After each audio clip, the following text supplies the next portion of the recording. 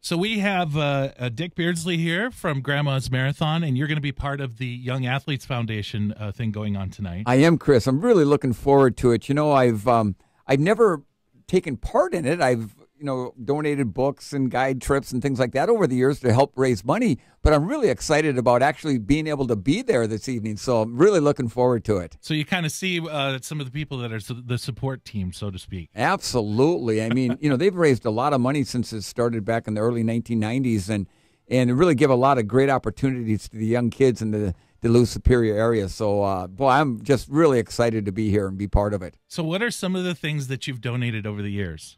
Mainly it's been posters, signed books.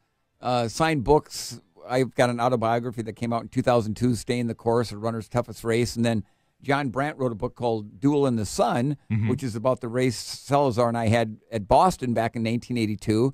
So I've donated those. And then I've been a fishing guide since I was 12 years old. So I always donate a fishing guide trip. So I'll be donating a couple books and another fishing guide trip for tonight's live and silent auction. So, yeah, hopefully we'll, get somebody that's maybe a runner that buys a fishing trip. Well, I live in Bemidji now. They'll come over to Bemidji. Maybe we can get up, go for a run first, and then spend a day fishing. So or leave your fishing stuff somewhere and then run to the fishing stuff. Could do that too, yeah, absolutely. What is fishing with Dick Beardsley like?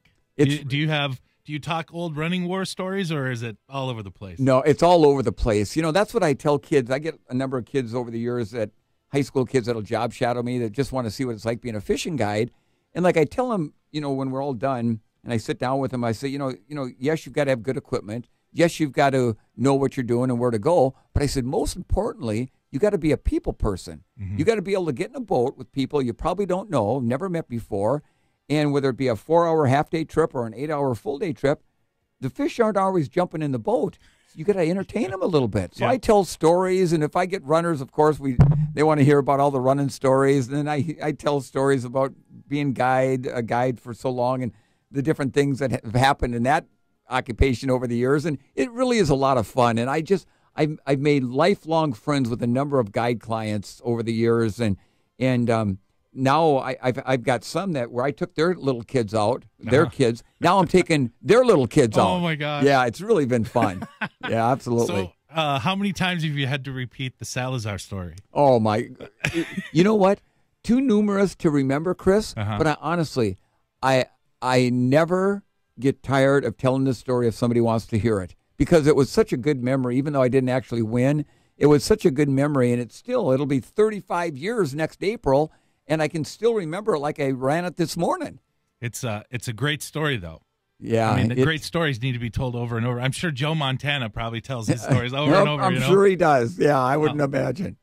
So now that you're going to be at the thing, what do you look forward to seeing? Are there some people that you maybe have been talking to every year? Oh, I go every year, and now you're looking forward to seeing them? You know what? When I come to Duluth, and I've said this for about as long as I can remember, Duluth is like my second hometown. I absolutely love Duluth. I love the people of Duluth. Of course, I love the Grandma's Marathon. It's my number one marathon I've ever been part of, whether it be running or speaking or helping broadcast with it.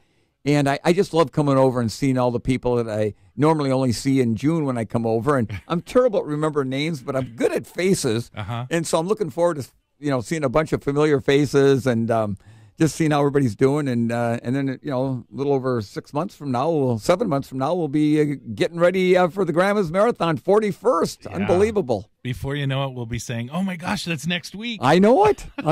It'll be here before you know it. Well, Dick, I want to thank you so much for coming in and talking about the Young Athletes Foundation, and we'll have you back again. We'll talk Grandma's Marathon. Absolutely, looking forward to it, Chris. Thank you.